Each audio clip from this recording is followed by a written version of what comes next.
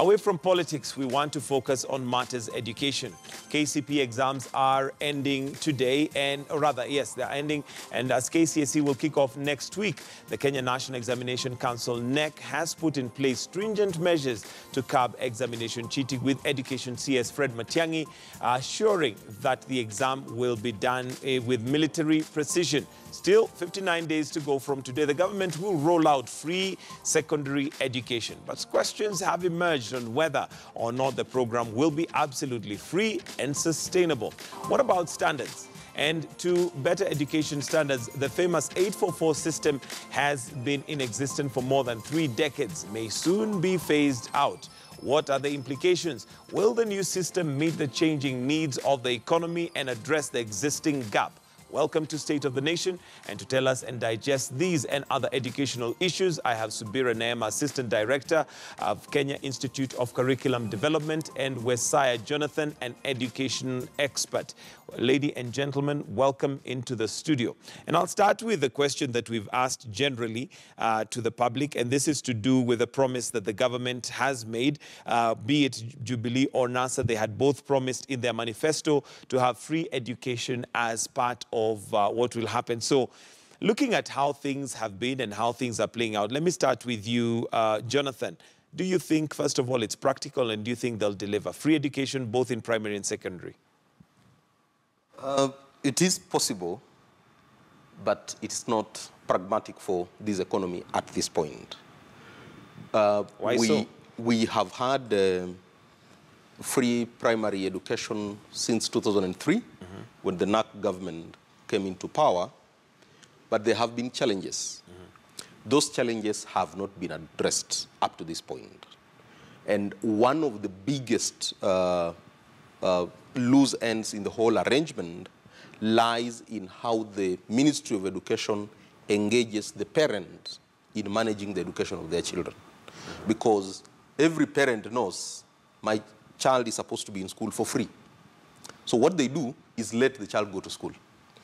The engagement mechanism is what is lacking, in the sense that the government, in its pronouncement, needs to scale down a little.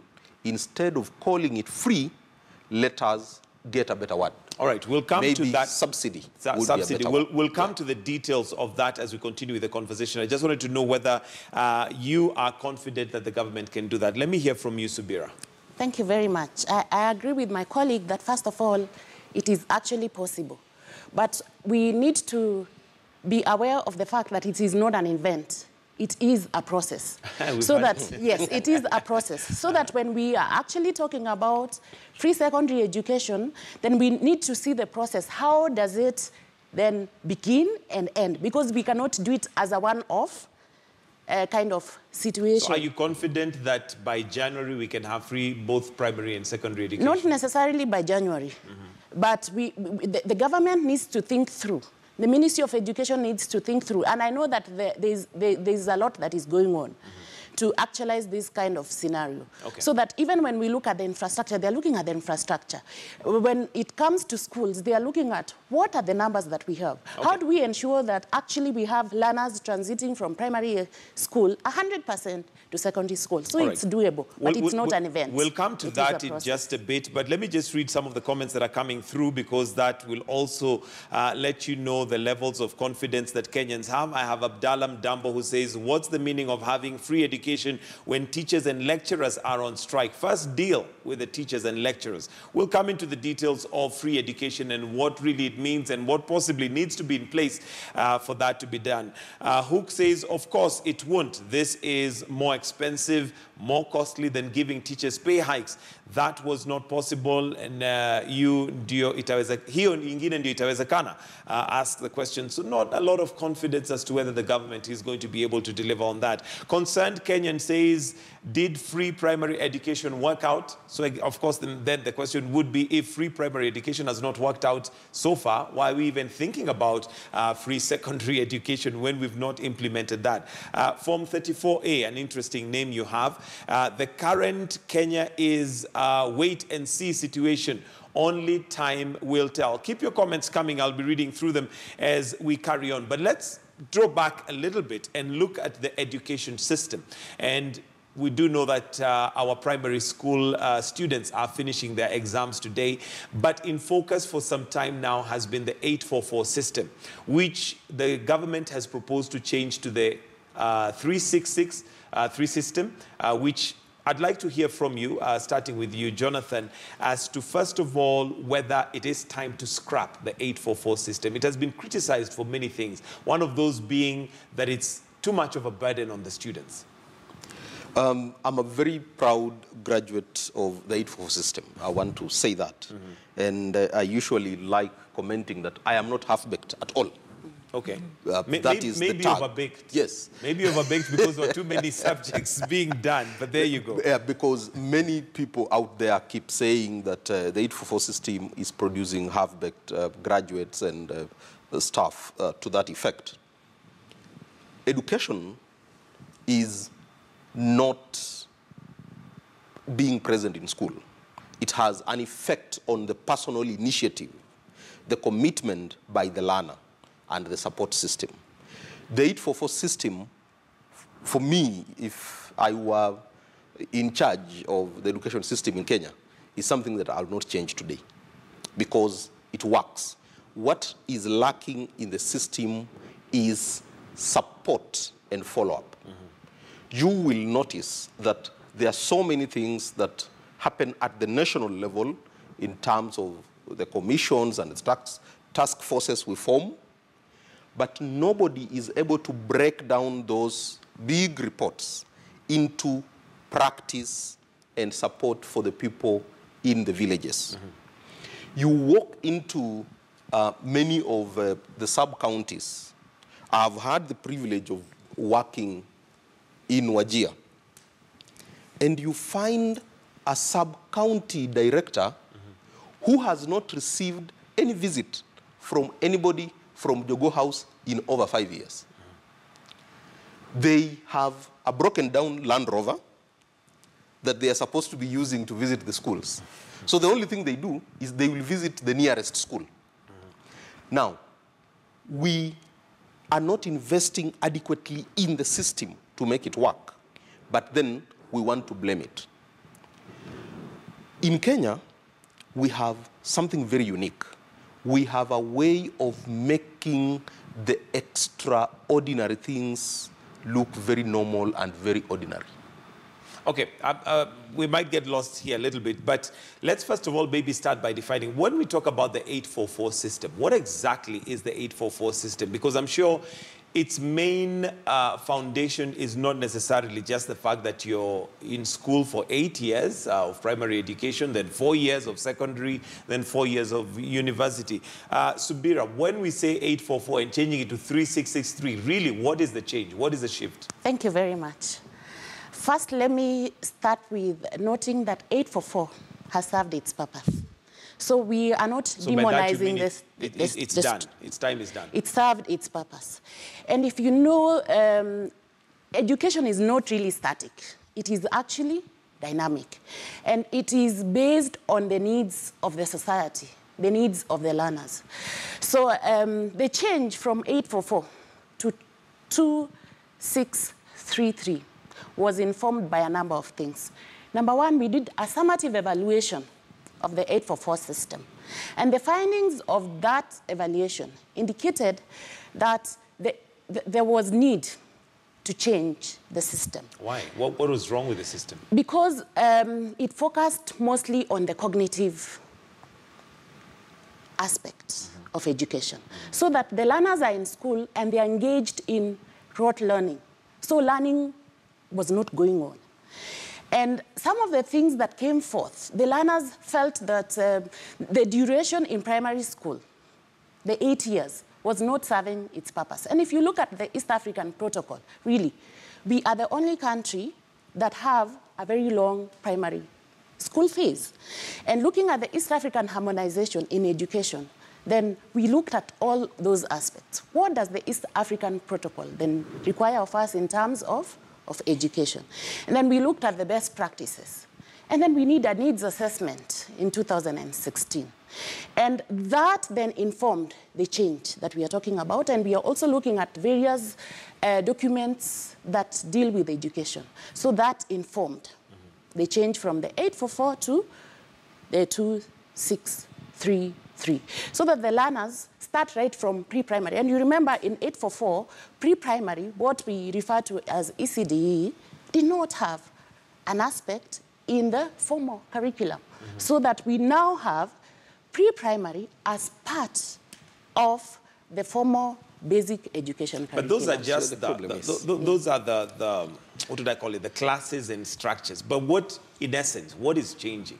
Yeah, and that is where the problem is, because what Neema is talking about is summative evaluation in 2016 of this system. Remember, when the system was being put into effect, what did you learn? You learned art and craft. You learned music. You learned home science. But the system has been mutilated over time. So when you summatively evaluate it after eliminating the core components that were practical, and then you make a determination that this is rote learning, when all the practical elements have been removed, then you see you are not being fair.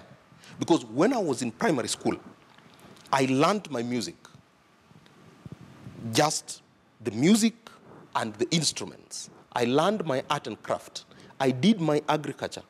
And we would literally plan.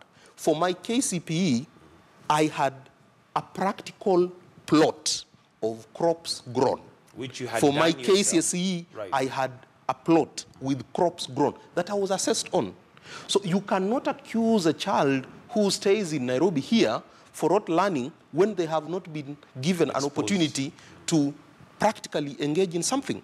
So it is the lack of investment, because what has been happening is somebody in Nairobi sits down, looks at it and says, children are carrying a bag that is too heavy. Let us drop one subject. Then we move. But then after some time, we do an evaluation. Now, we are not evaluating, we are not comparing an apple at point B with the apple that was there at point A. We are comparing an apple and a tomato.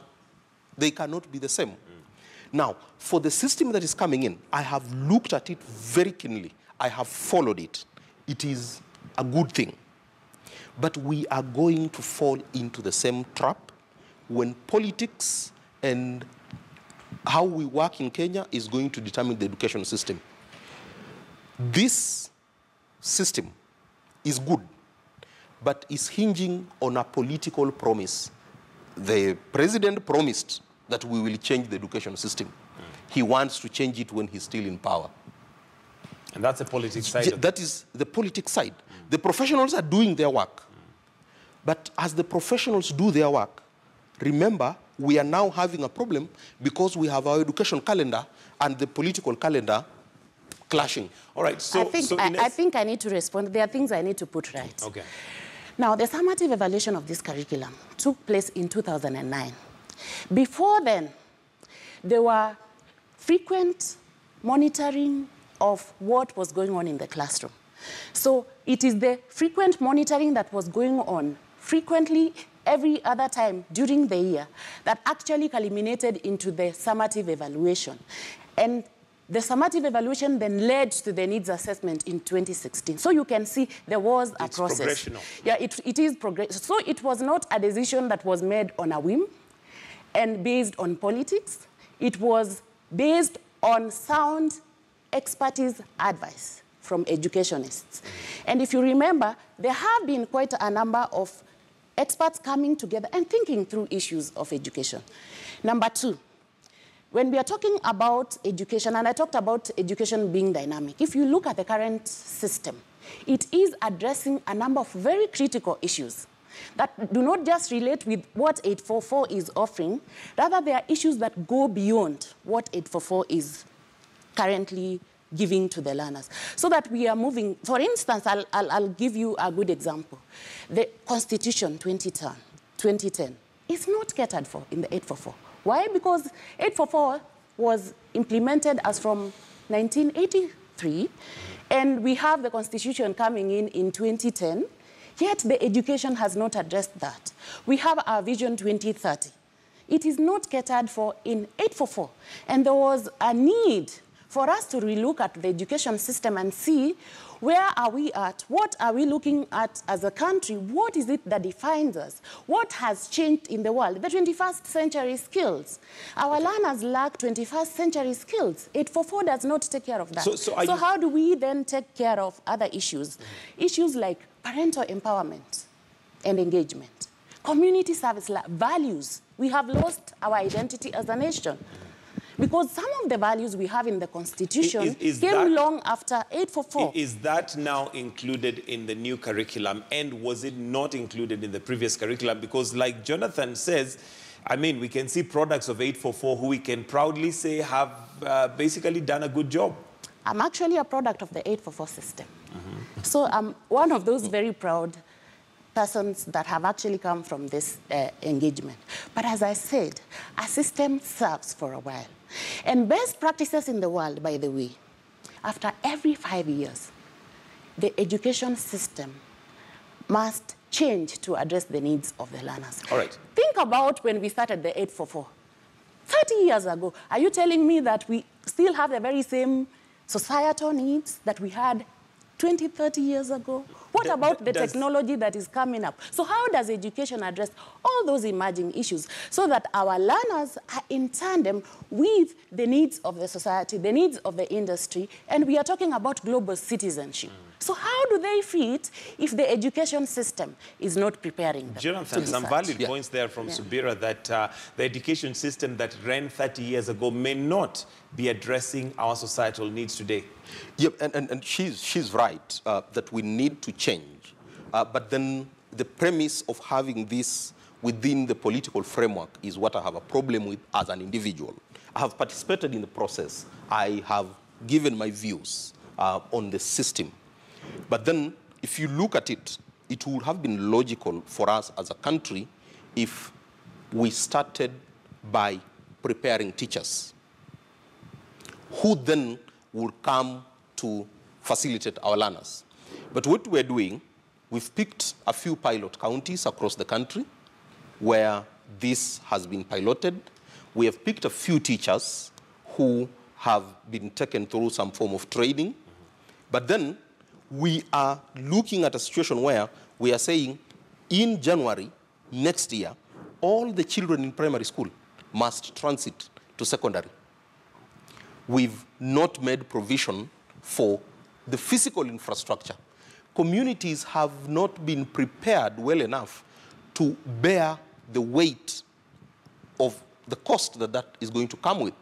So it is both a strategic engagement issue and a costing issue, because what has been happening with free primary education, you will note that for a very long time, the teachers, the head teachers usually will tell you the ministry has not, sent out money in good time. And allow me to pause you there, because I want us to also listen to what the president had to say in regards to free education.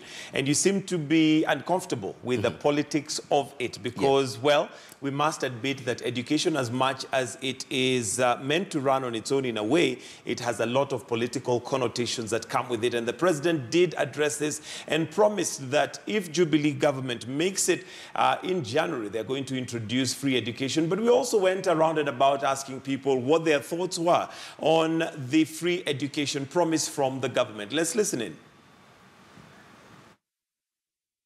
Cabinet imepitisha juzi, bunge imepitisha last week bilioni 25 ili watoto wa Kenya wote kuanzia Januari form 1 mpaka form 4 hakuna tena kulipa mambo ya school fees. Sasa watoto watasoma bila malipo yoyote. Hiyo free education mimi naona ni mzuri, sababu watoto wetu wamesoma wanafika class 8 tunashindwa na kuwalipia kwenda form 1. Sasa hiyo tunaona ni vizuri sana. Free secondary education is good, especially for most people who don't really have the funds to take them through school, because I myself went to a school where I found so many people who struggle to pay their school fees. This is a very exciting time, when all the children know about it, that they are going to have the the free secondary education. And in fact, most of them have been choosing their schools. I believe so many of the candidates have been dropping from class 8, but now that they will have a free secondary education, the transition will definitely improve. And the term free is a misnomer because this thing has a cost. Anything that has a cost cannot be free. It has to be funded. So in our case, we are proposing to have publicly funded secondary education, where the parent does not pay, but the public pays through taxes. So it's not really free because the word free misrepresents the truth about it.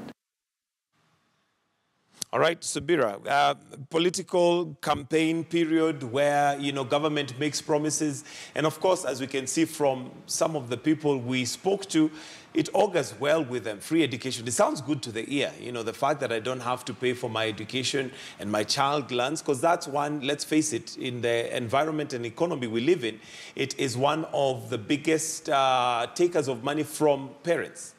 Now, the politics is one thing, the education is another thing. What is it that the government needs to have in place for us to actually have free education? Let me start by saying that any government in place that does not address education and puts it as a priority then ceases to have meaning, because everything else starts with education. So even as we talk about the government in place politicizing education, I think they have a responsibility to provide education to its citizens.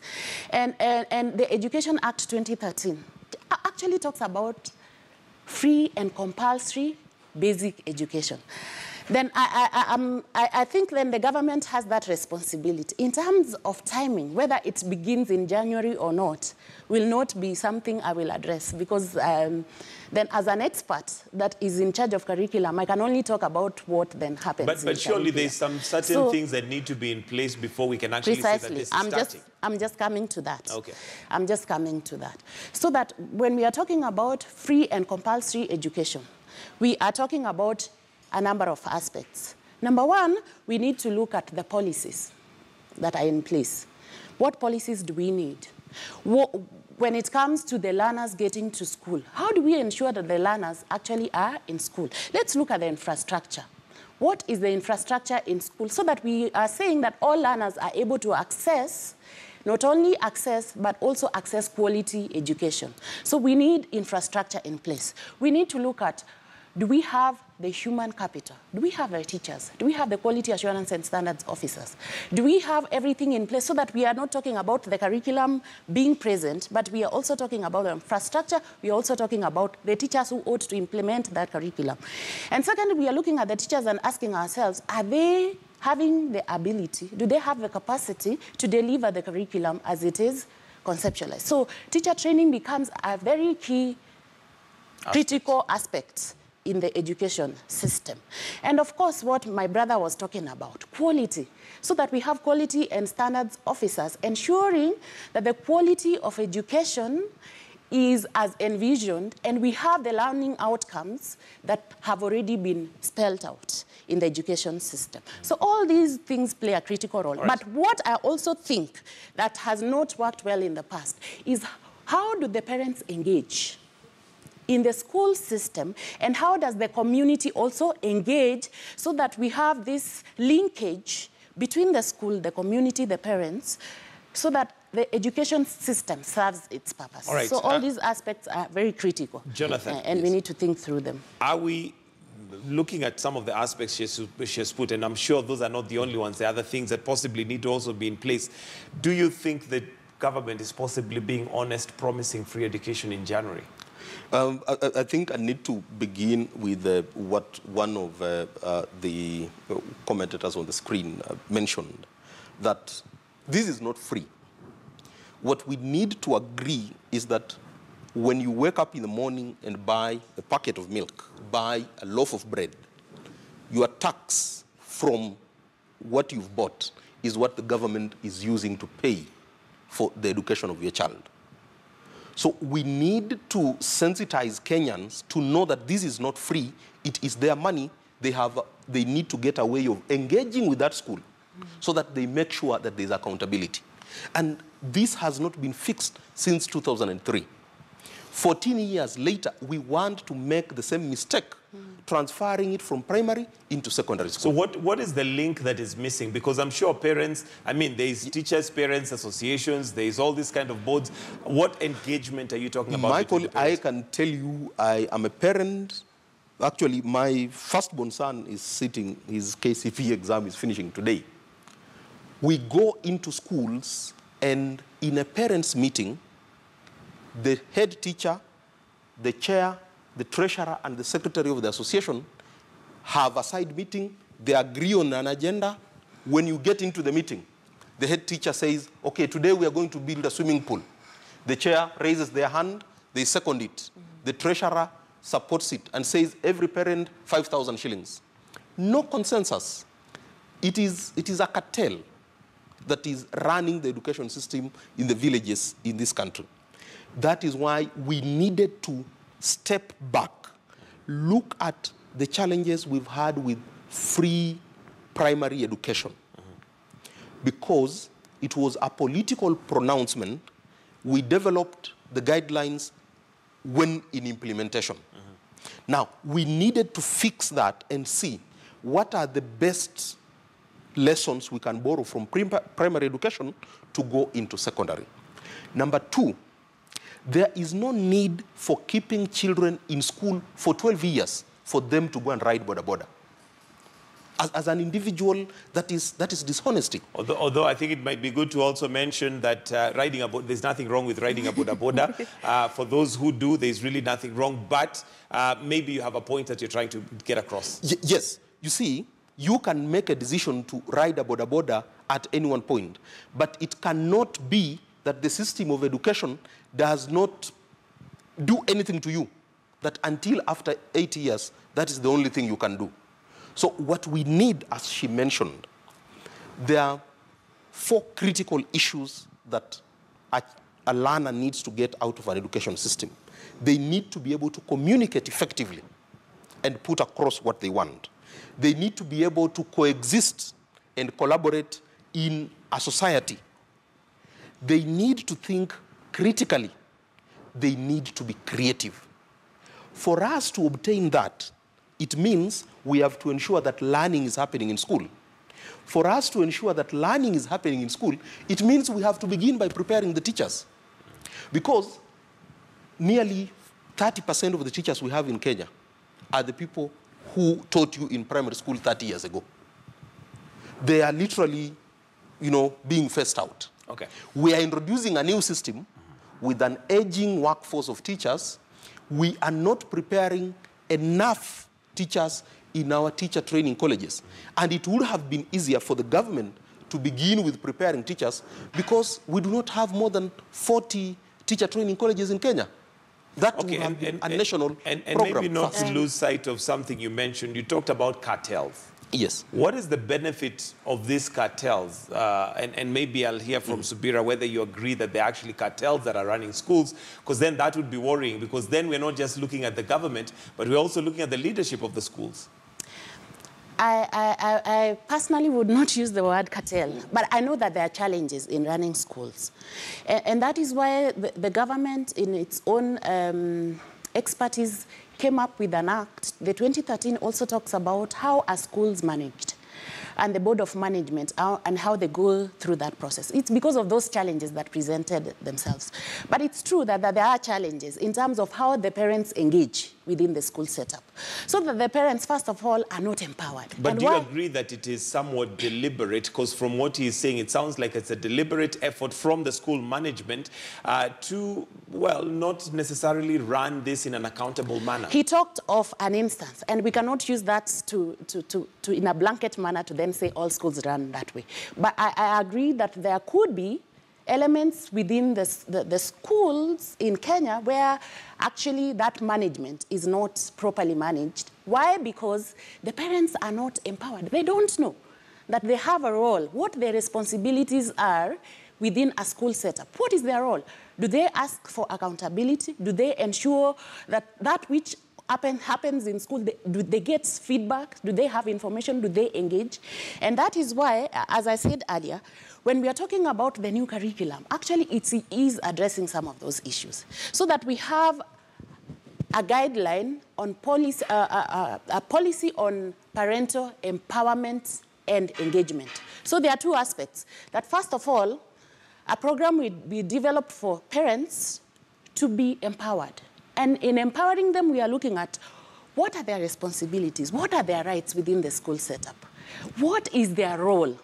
And then secondly, how do they get involved in the school setup so that they make sure that there's effective learning going on within the school setup. So that is very critical, so that the parents know that their responsibility is not just paying the school fees and dumping the children in school. Right now you have talked about the learners being at home. They've all closed school, except for those who are taking their KCSE exams. They are home, and parents will ask you, what are we going to do with them? They don't know what to do with them. So we need to empower them so that they know that, first of all, as a parent, your role is not just to have children and send them to school, pay school fees, what we are talking about, but your role goes beyond that. And within the school setup, you have a role to play to make sure that there is effective learning going on in school and that the learners exit from basic education, as our Jonathan said, with skills and core competences that they can use for the rest of their lives. And this education system, the 2633, is actually addressing those issues. There are actually 7 core competences the learners should come out with. And some of those were already enumerated by my brother. Communication, imagination, creativity, self-efficacy, learning to learn, lifelong learning. All these competences will come as a result of the school working with the parents and working with the community. So that linkage and seeing how we all work together to ensure that a learner exits out of basic education with the core competences that they need to solve day-to-day problems and to have employability skills. All right. So that they are not exiting and they become hopeless, useless citizens of the country. Absolutely. I'm going to take a pause right there as it is now 8:05 as we release KTN Home and Life and Style begins. However, we will come back and conclude on matters education right here on the State of the Nation. Do stay with us. We're taking a short break. We'll be right back.